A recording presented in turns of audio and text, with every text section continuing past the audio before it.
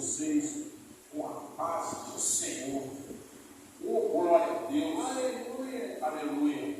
Amados irmãos, hoje é o primeiro elo da campanha 7 mergulho no Jordão, do sobreiro Antônio Carlos, para aquele que possa se manter de pé sobre os seus pés.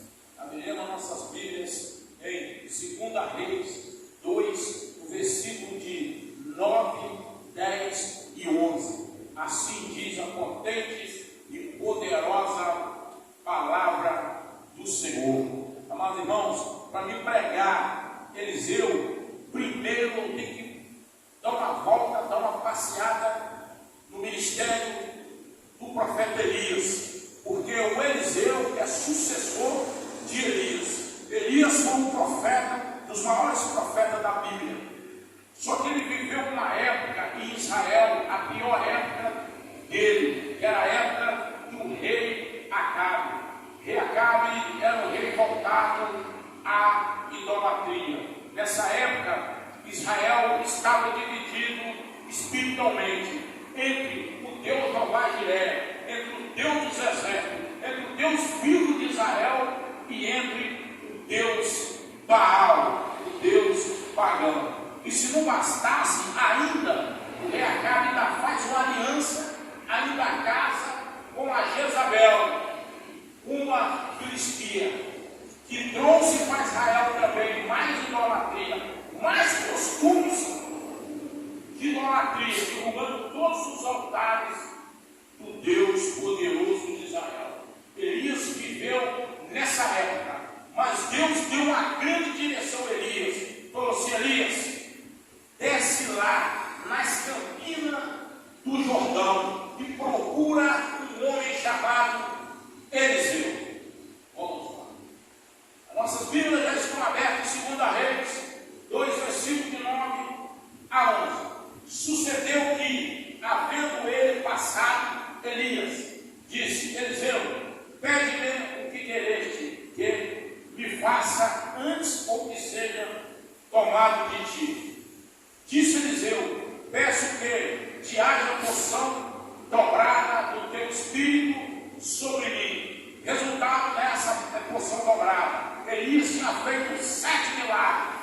O Eliseu pediu uma porção dobrada do seu espírito. Disse coisas difíceis: pediste-me, vives, quando for tomado a ti, assim te farei. Porém, se não se fará, sucedeu que, indo ele andando, falando, eis que um carro de fogo, ou a carruagem de fogo, separou um do outro. Elias subiu ao céu no rodamundo. Amados irmãos, nesse momento que o Senhor deu toda a direção, o Senhor deu toda a didática, o Senhor deu toda a instrução ao Elias: Elias, desce no vale do Jordão, desce nas campinas de Jordão, que lá está um homem chamado Eliseu. E nesse momento ele estará arando terra com a sua junta de boi. E assim fez Eliseu. Eliseu era e é obediente a Deus, mesmo sendo relatado, ele é obediente a Deus. Desce ele. Quando ele chega no vale do Jordão, encontra com Eliseu fazendo o seu trabalho, arando a sua terra com a junta de boi. Eliseu nada entendia, nada estava entendendo. Chega um profeta diante dele: Eliseu, vamos. Eliseu olhou: ó Senhor, o profeta Elias na minha casa, diante de mim. É muita honra de um profeta desse quilate na minha casa, na minha presença, me procurando. O que sucede? Eliseu dizendo para ele, ele falou: vamos. Nesse mesmo momento, Eliseu respondeu: espera. Eliseu pegou sua junta de boi, matou, pulou para os fogos e partiu junto com Elias. Mas só que tem uma coisa: o Eliseu orava, Eliseu queria conhecer Elias, mas não teve oportunidade. Mas tudo tem seu tempo, tudo tem a sua hora, porque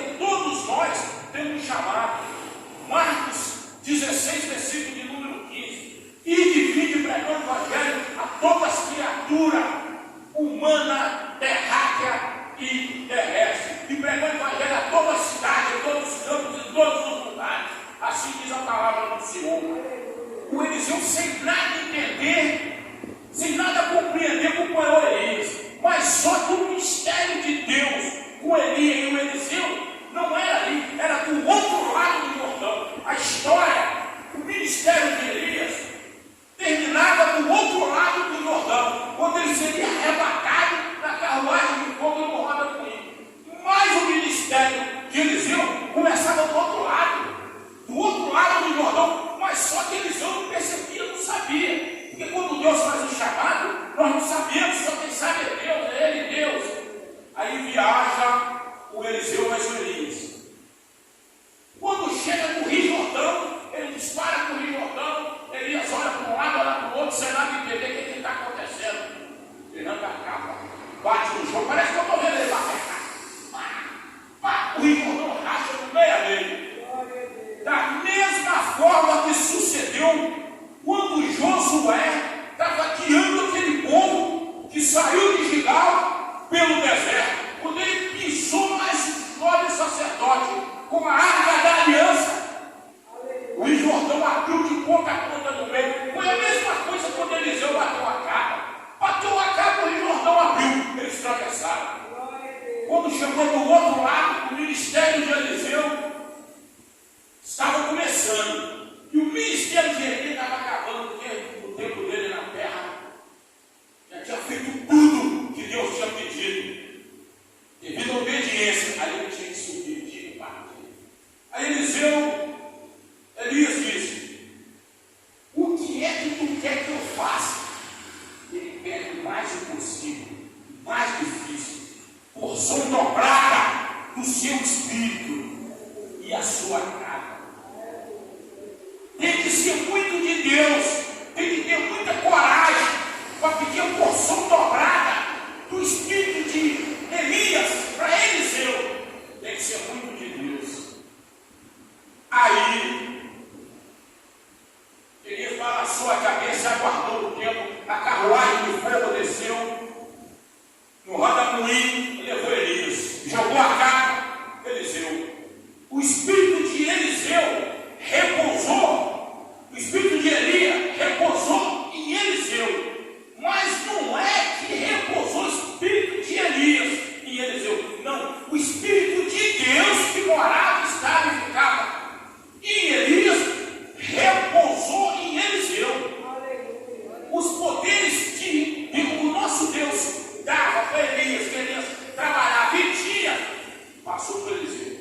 Eliseu pega a capa. Olha o primeiro milagre do Eliseu. Do outro lado do Jordão, tinha umas 12, 13 pessoas. A Bíblia não relata a quantidade, mas tinha. Aí o Eliseu vem com a capa.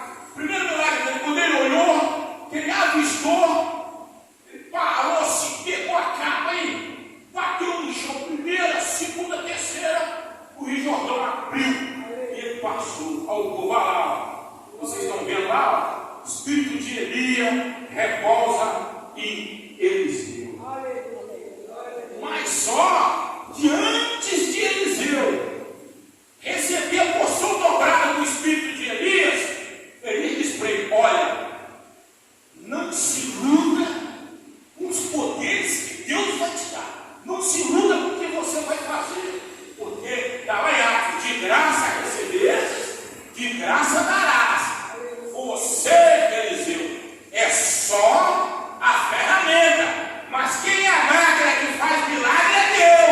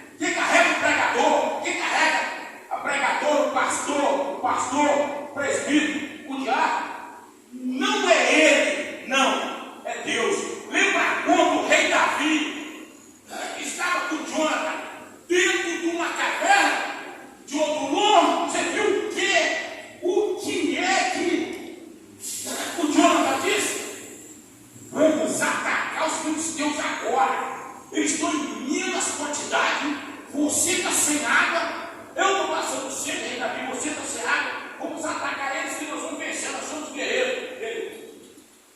Rei Davi, faço nada sem a autorização de Deus, não faço nada sem encostar meu joelho primeiro e pedir a Deus. Enquanto Deus não mandar um sinal para mim, eu não ataco os filisteus. Foi o que aconteceu. Passou um vento na copa das árvores. Rei Davi olhou, está calado. O Jonas, vamos embora, vou atacar que vai chegar mais. Eu tenho um Deus verdadeiro que destrói 1.000, 2.000, 3.000 soldados de qualquer exército. Não tem problema. Viu o segundo vento? Não é isso. No terceiro vento balançou a copa das árvores, tipo os cavalos achando. Rei Davi, agora, vamos atacar. Ó, é Deus que vai na frente de qualquer ministério. É Deus que está na frente de qualquer vitória. A potente e poderosa mão é de Deus, não do pregador. O pregador é só uma ferramenta quando ele está obedecendo a Deus. Quando ele parar de obedecer a Deus, também a máquina distancia dele, ele fica fora de contexto, não consegue mais firmar no seu ministério. O que acontece? Quando veio o vento, ele partiu. Ele, o Jonas, venceu os filisteus que trouxeram água para eles tomar. É o problema do Eliseu. Aí Eliseu já vai, dormiu na casa da viúva, viu? Falou assim: na próxima vez que vocês passarem aqui, vocês vão dormir aqui, já vai ter um quarto para vocês. Eliseu foi lá e viajou. Quando ele voltou, o quarto estava lá. Quando ele foi dormir, o Eliseu já sabia que o espírito de Elias repousava em Eliseu. Mas não é totalmente o espírito de Elias. O Espírito Santo de Deus que estava em Elias passou a repousar em Eliseu. Aí Eliseu falou assim: o que é que vocês precisam? O que vocês ainda não têm? A viúva, fazendeiro, esposo dela, a viúva lá atrás, mas fazendeiro, muito dinheiro, muita coisa. Eliseu já sabia que seria um filho. Ela era estéril, não conseguia mais se engravidar para ter um filho. Eliseu olhou para ela e falou assim: pode me pedir, que eles ficaram calados, com vergonha. Simplesmente Eliseu disse: daqui a 9 luas, a senhora terá um filho. E teve, em 9 luas nasceu um menino. Nasceu um menino bonito, grande. Toda vez que Eliseu passava lá, brincava com o menino.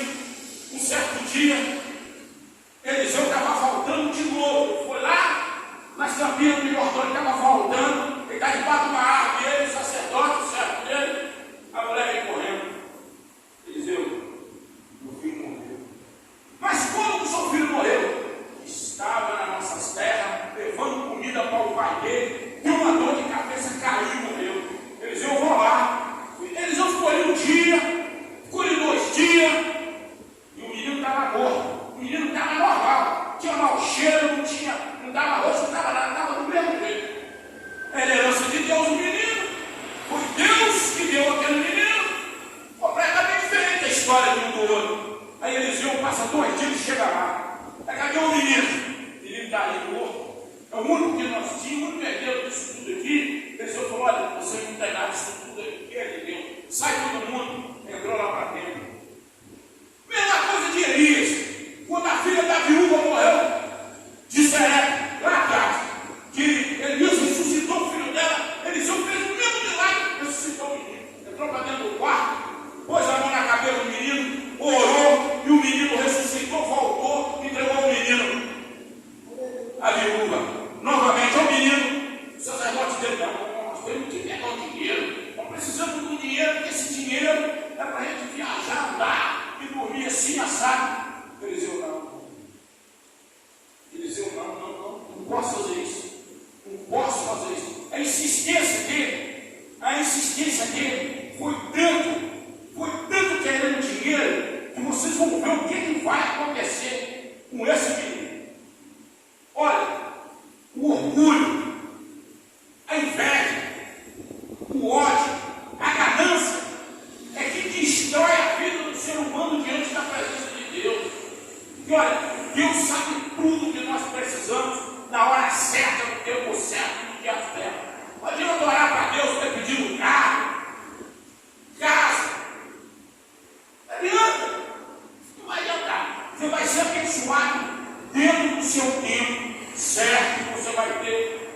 bênção. Eclesiastes diz: tem tempo para nascer, tempo para morrer. Porque é Deus que sabe o tempo que a gente nasce e quando a gente morre. Tem tempo para plantar, tempo para colher. Isso tudo, essas voltas que eu estou dando, que eu estou passeando por aqui, em reis e outros profetas, é para deduzir o ministério de Elias, pela obediência de Elias, que passou por Eliseu. O Eliseu obedeceu até o fim, o ministério dele foi os mais reto, que não se corrompeu de jeito nenhum, gente que não foi reto igual Elias. E o ministério de Eliseu foi um ministério valente. Ele era dente por dente, olho por olho. Ele não aceitava mentira, demagogia, nada. Ele foi reto.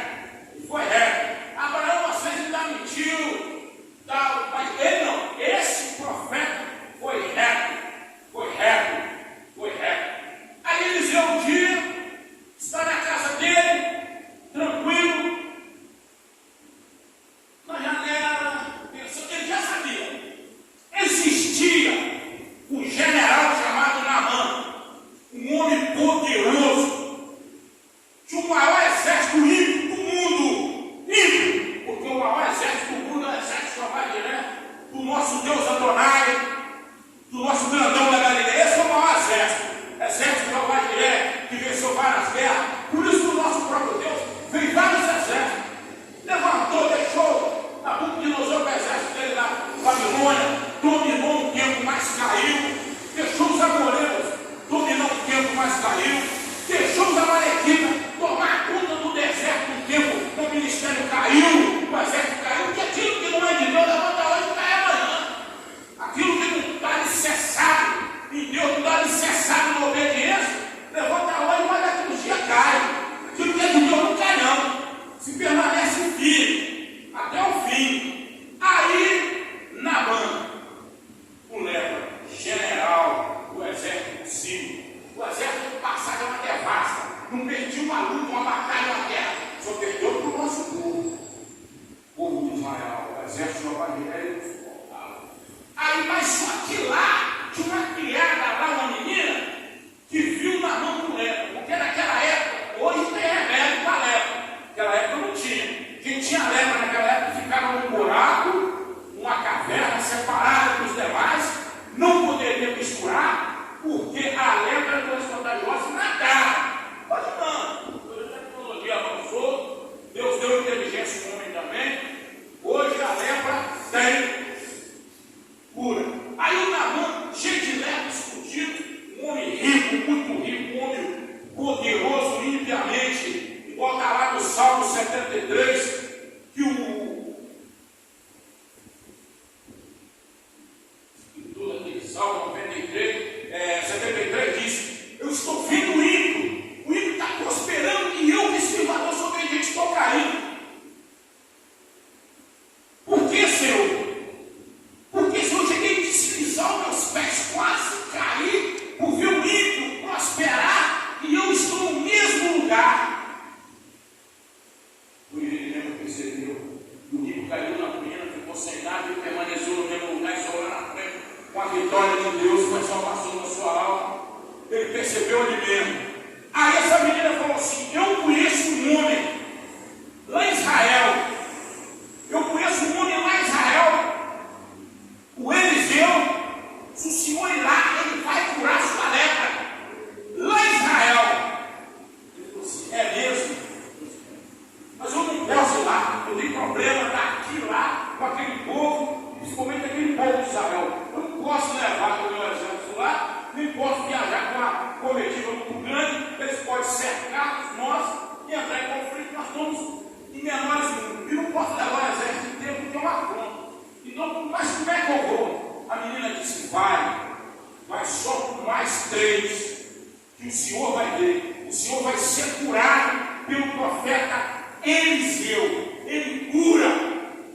O Naamã não acreditou. No terceiro dia falou assim: a lepra do Senhor está aumentando, o Senhor vai morrer. Vai lá, procura o profeta Eliseu.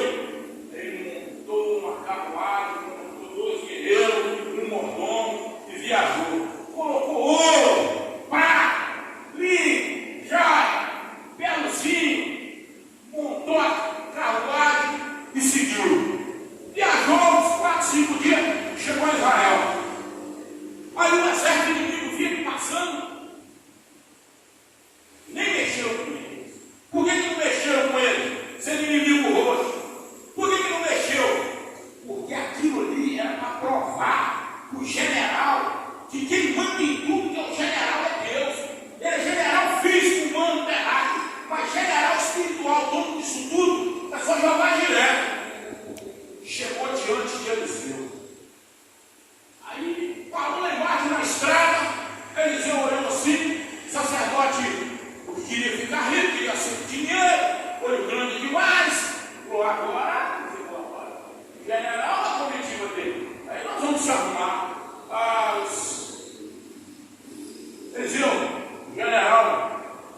ó, do exército sírio, do Naamã, está aqui, vem aqui para o Senhor curar ele. O Deus do Senhor é curar ele.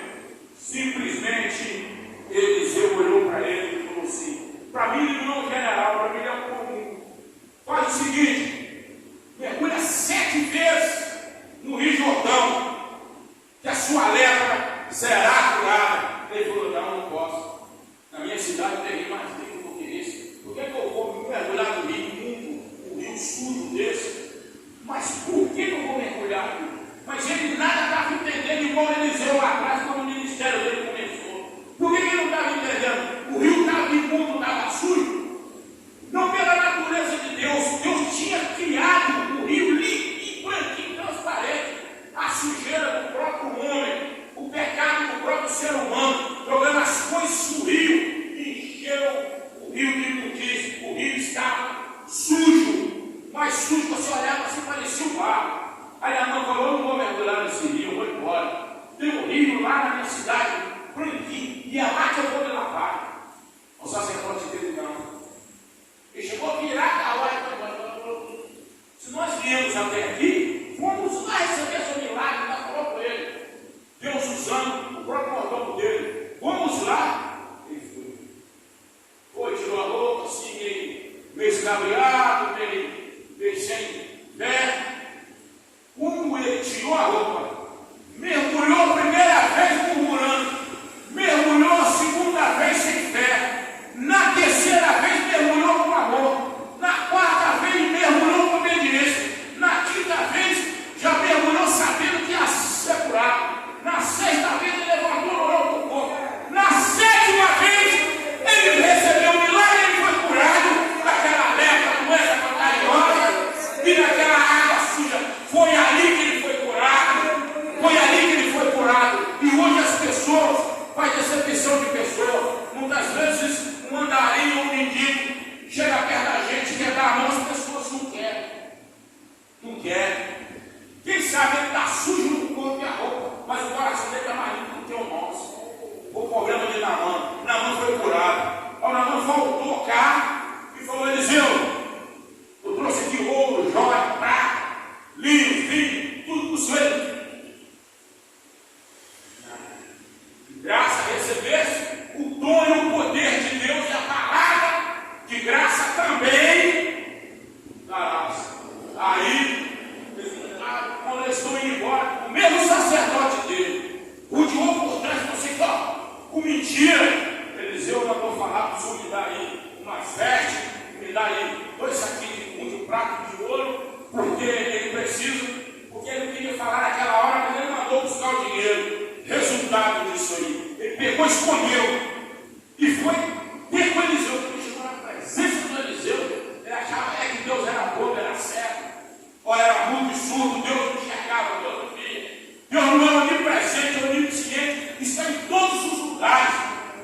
Eliseu falou aqui: olha, onde você está? Ah, não, estava ali. Não, ainda hoje a lepra de Naamã passará para você e toda a sua família e toda a sua descendência. A lepra de Naamã, o resto da sua família. Ficou rico desde o início, tentando atrapalhar o ministério de Elias. Um orgulho, olho grande, prepotente, ignorante, olhando as coisas terrestres mais do que as coisas de Deus, porque ele poderia ser um servo de Deus como Eliseu. Ele poderia ser um servo de Deus como Josué foi. Deus levantou Moisés, mas o Josué, como Moisés estava no morro orando, Josué estava embaixo aprendendo e orando. Virou substituto de Moisés. Então o que aconteceu, amados irmãos? A lepra de Naamã passou para o sacerdote de Eliseu. Depois dos 7 mergulhos, ele foi contaminado com a lepra. E assim terminou o ministério daquele sacerdote, que poderia ser um dos ministérios mais bonitos após o Eliseu. O que derrubou ele? A desobediência, o olho grande, vontade de ser rico, vontade de crescer desordenadamente fora da hora. Porque tudo na nossa vida tem um propósito de Deus. Tudo na nossa vida. Não adianta, olha, todos nós somos levantados com 1020. Pode pegar a Bíblia de vocês e conferir. Marcos 16, 15. 1020, pegar o Evangelho a todos os cantos, a todas as cidades, a todos os lugares. Todos nós. Mas só que tem que existir uma coisa. Não adianta ter só um ministério.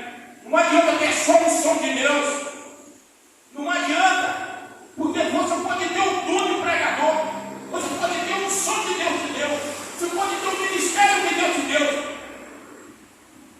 Mas sabe o que acontece? Começa a pregar hoje. Nasceu um pregador, vou comprar um termo bonito, vou ir para lá, vou pregar agora. E chega lá para pregar. Mas quando Deus dá ele a palavra, vai para a cadeia, vai ganhar um pregar e opa, mas isso aí eu pedi a Deus. Vai para o hospital pregar, mas isso aí eu pedi a Deus. Vai lá no meio dos usuários pregar a palavra, isso eu não pedi a Deus. Mas por quê? Ele não tem a palavra, ele tem o egoísmo, ele tem a inveja dos outros pregadores. Porque quando Deus dá a palavra, o cara vai, o pregador vai em qualquer lugar. Em qualquer lugar, mas você tem que ter a palavra. Pode ter ministério, ter dom, ter chamado, mas não tiver a palavra. Sabe quando Deus dá essa palavra? De madrugada eu não vejo a pastora, áudio dela orando, áudio dela pregando, preocupado com as ovelhas. É isso aí que é a palavra. Todo dia você está com a Bíblia, com a cara no pão, o olho no chão e a Bíblia na mão, zelando pelo seu ministério, obedecendo, zelando pelas coisas de Deus. Isso aí é a palavra. Deus te dá a palavra da pregação. É quando você busca na Bíblia, faz esboço de pregação. Você pode estar sentado em qualquer igreja, ano mais ano, sem nunca ser chamado para ler o versículo. Não tem problema. Mas você tem que estar preparado, tem que estar lendo, fazendo esboço, treinado no versículo, porque uma hora vão te chamar. É melhor você estar preparado, cheio de azeite, cheio de palavra, cheio de Deus, do que você ir para a guerra, combater, um militar no meio da rua, subir no morro, só com a arma sem munição. Porque quando você não está no azeite, não está buscando, você não tem a palavra.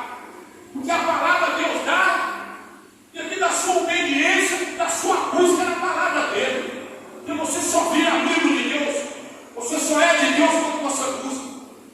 Quando você está em Deus, aí Deus está em você. Porque Deus não entra na vida de qualquer jeito.